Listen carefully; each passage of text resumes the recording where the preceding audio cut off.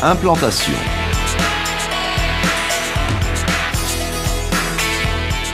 Pour réaliser une implantation, il est nécessaire de posséder le plan de situation. Plan de masse, le plan de géomètre et le plan de fondation.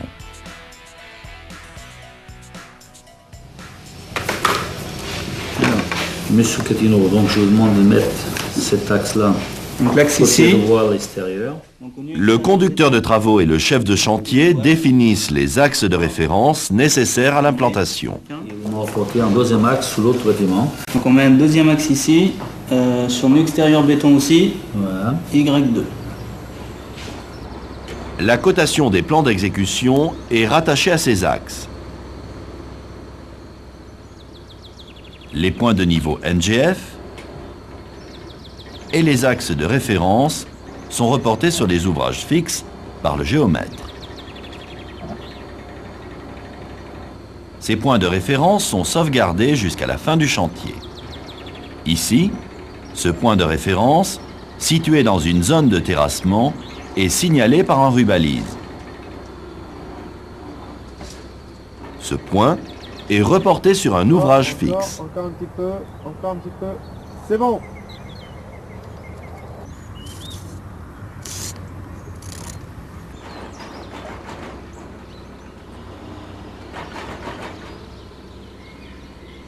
Les axes des murs sont reportés sur les chaises à partir du plan de fondation. Le plan de fondation définit les axes de fil.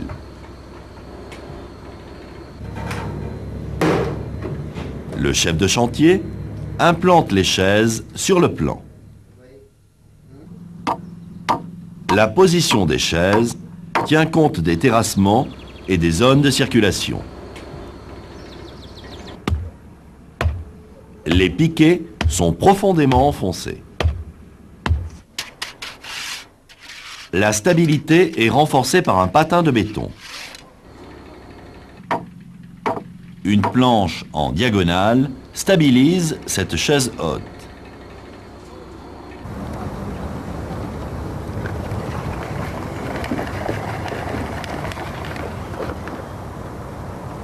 Les axes sont tracés sur les chaises.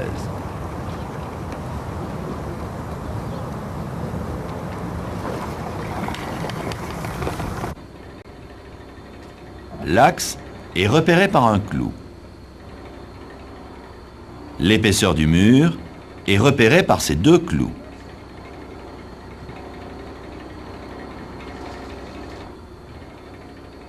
Cette mesure correspond à la longueur du bâtiment.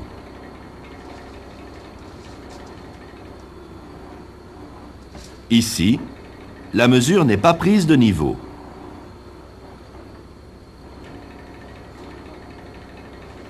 L'implantation du bâtiment est fausse.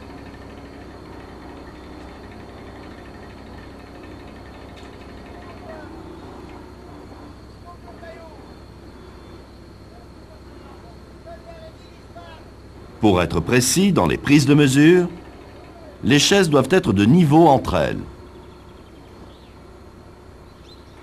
Un trait de niveau définit la hauteur des planches.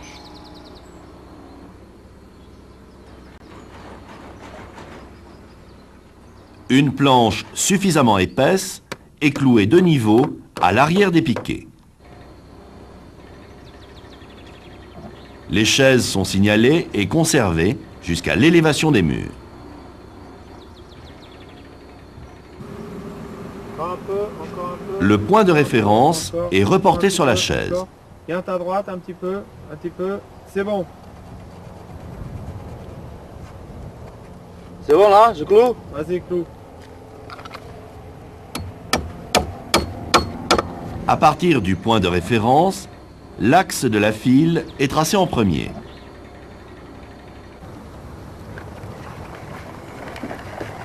Pour éviter les risques d'erreur, les cotes sont cumulées.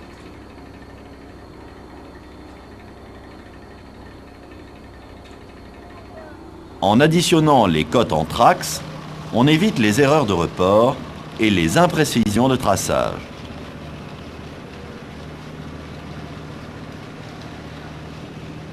Le cumul des différentes mesures doit être égal à la cote totale.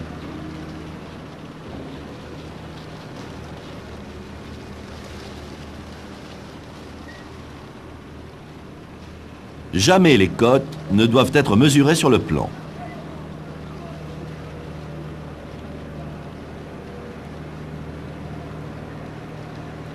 Le plan de terrassement définit les niveaux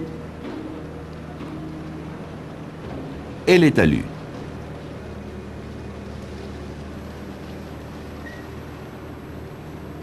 L'emprise du bâtiment définit l'implantation du terrassement. Dans le cas d'un terrassement avec talus, il faut tracer les pieds de talus,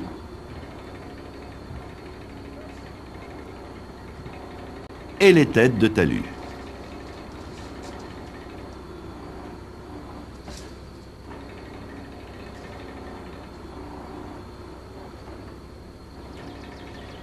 Un point de niveau est tracé à proximité.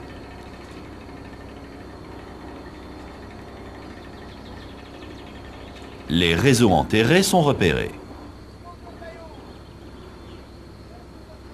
L'axe de la file est descendu au sol.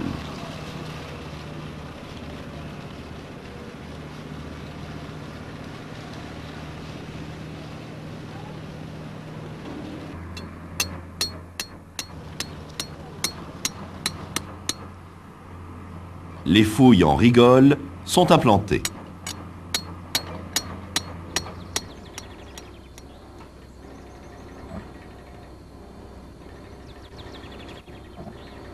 Les fouilles sont tracées au plâtre. Le prolongement du traçage permet de conserver l'alignement des fouilles pendant le terrassement.